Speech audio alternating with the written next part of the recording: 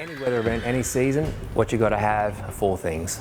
You need to have an emergency plan. It's a plan that considers what things might happen around you, your environment, where you live. Talk about that plan with your family. That's the first thing, have an emergency plan. The second thing you've got to do is have an emergency kit and an evacuation kit. The emergency kit gets you going, keeps you safe, keeps you in your home, in case you cut off. You might be on your own for a while, that can happen. We saw that in January this year. People were on their own for days at a time.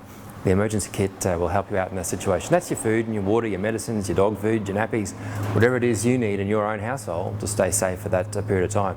3 days, absolute minimum. A lot of places in Bundy you've got to be thinking about 5 days and 7 days. They can be isolated for that long by flood waters or without power for that long. The evacuation kit is if you've got to get out in a hurry. And again, Bundaberg knows that better than most parts of Queensland. If you need to get out in a hurry, you need to be able to put your hands on what you're going to need if you go to an evacuation centre, or preferably to friends and family in high places.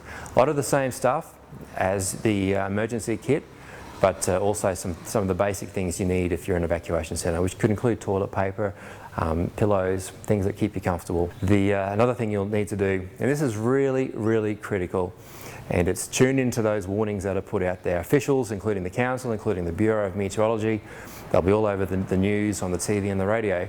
They'll be putting out warnings. The warnings will tell you what's happening around you.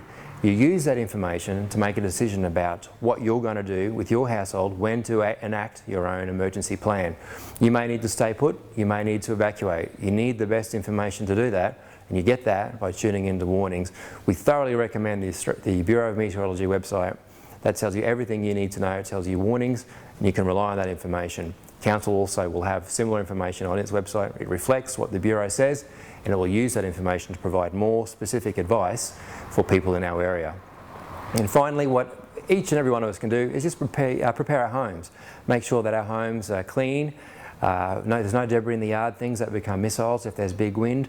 Gutters are clear so water can run off quickly. So some basic maintenance. Sometimes we've got to find time in our week to do that, but it's important. It's important for our own home. It's also important for our neighbours, the people that we live with. Have a plan for your pets. Your pets are such an important part of our homes, the way we live, the things that we love.